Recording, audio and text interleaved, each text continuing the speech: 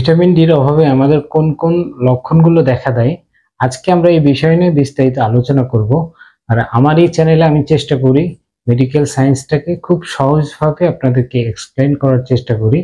আশা করছি ভিডিওটা শেষ পর্যন্ত আপনারা দেখবেন।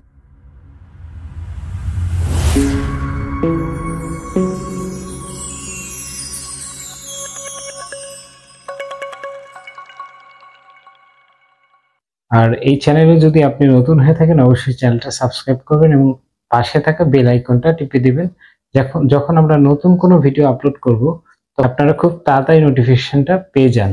তো প্রথমে আমরা জেনে নেই কি কি কারণে আসলে আমাদের শরীরের এই ভিটামিন ডি জনিত অভাব দেখা দেয়। তার মধ্যে এক নম্বরে আছে লিভার প্রবলেম।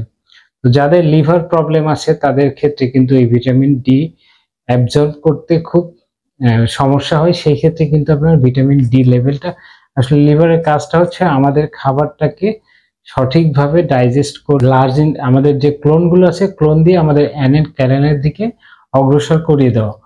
তারপর হচ্ছে ভেজিটেরিয়ান, যারা শাকসবজি খায় অর্থাৎ আমিষ জাতীয় খাবার কম খায় তাদের ক্ষেত্রে কিন্তু এই প্রবলেমটা হতে পারে।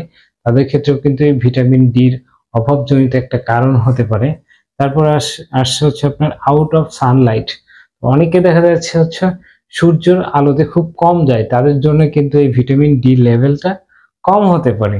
তারপরে হচ্ছে আপনার কোলন প্রবলেম, যাদের বিভিন্ন ধরনের ক্লোনের সমস্যা আছে অর্থাৎ আমাদের লার্জ ইন্টেস্টাইন আছে, স্মল ইন্টেস্টাইন আছে, এগুলোতে আপনার বিভিন্ন ধরনের অসুখের মধ্যে আছে আইবিএস নাম্বার 1-এ।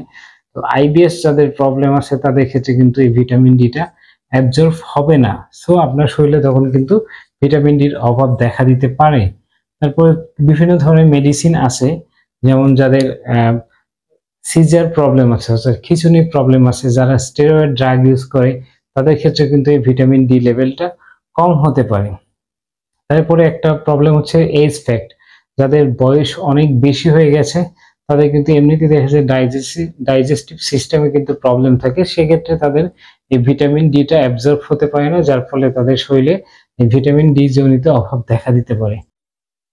তারপর হচ্ছে আপনার বডি ওয়েট, যাদের ওজন অনেক বেশি, পেটে অনেক চর্বি জমা হয়ে গেছে কার্বোহাইড্রেট বেশি গ্রহণ করার, তাদের ক্ষেত্রে কিন্তু এই ভিটামিন ডির অভাবজনিত একটা কারণ এইগুলোর মধ্যে।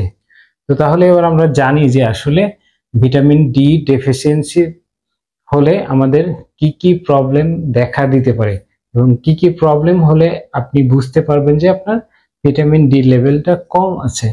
তার মধ্যে হচ্ছে হলো বোন পেইন, অর্থাৎ আপনার হাড়ের মধ্যে ব্যথা করবে প্রথমত। দ্বিতীয়ত হচ্ছে হলো আপনার বোন ফ্লেক্সে, অর্থাৎ আপনার যে আমাদের শরীরে যে বোনগুলো আছে এই বোনগুলো মধ্যে ফ্ল্যাক্সার দেখা দিবে। আপনি যখন একটা এক্সরে করবেন, এক্সরেতে দেখবেন যখন আপনার বোনটাকে ফ্ল্যাক্সার দেখা দিচ্ছে কিংবা কোনো কারণে একটা আমাদের শরীরে বিভিন্ন ধরনের ভার্টিব্রা আছে, এই ভার্টিব্রাগুলো দেখবেন ক্ষয় হয়ে যাচ্ছে, সেক্ষেত্রে কিন্তু আপনার এই ভিটামিন ডির অভাবজনিত কারণে হতে পারে। তারপরে থার্ড হচ্ছে টায়ার্ডনেস, অনেকে আছে সারাদিন অক্লান্ত পরিশ্রম করে কিন্তু সেই অনুপাতে সে ভিটামিন ডি যুক্ত খাবারগুলো খাচ্ছে না, তাদের ক্ষেত্রে কিন্তু এই ভিটামিন ডি ডেফিসিয়েন্সি দেখা দিতে পারে। তারপর হচ্ছে হলো ব্যাক পেইন, যাদের ব্যাক পেইন আছে তাদের ক্ষেত্রেও কিন্তু এই প্রবলেমটা হতে পারে।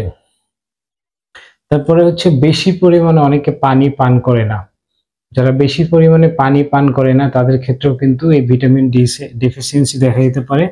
আর তারপরে হচ্ছে হলো সানলাইট, অনেকে দেখা যাচ্ছে সারাদিন রুমের মধ্যে বসে থাকে, এটা কিন্তু একটা প্রবলেম ভিটামিন ডি ডেফিসিয়েন্সি হওয়ার ক্ষেত্রে। সো আপনার উচিত প্রতিদিন অন্তত 25 থেকে 30 মিনিট প্রতিদিন সানলাইটে যাওয়ার জন্য ডাক্তাররা আপনাকে সাজেস্ট করে থাকেন।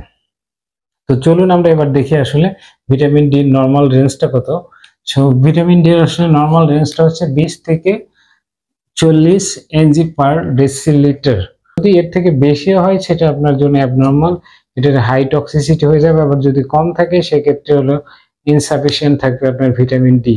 সো আপনি চিন্তা ভাবনা করবেন এবং চেষ্টা করবেন যে ভিটামিন ডি যুক্ত আপনার যে খাবারগুলো আছে, এর আগে আমার একটা ভিডিও দেওয়া আছে ভিটামিন যুক্ত যে খাবারগুলো, আপনার ডেসক্রিপশনে লিঙ্ক দেওয়া থাকবে, আপনি পারলে সেটা দেখে নেবেন। আর চেষ্টা করবেন প্রতিনিয়ত ব্যায়াম করার জন্য, ব্যায়াম কিন্তু সকল স্বাস্থ্যের মূল। তো সবাই ভালো থাকবেন, সুস্থ থাকবেন, আজকে এই পর্যন্ত। নেক্সট ভিডিও দেখার জন্য সবাইকে আমন্ত্রণ রইল। ধন্যবাদ সবাইকে, ভালো থাকবেন।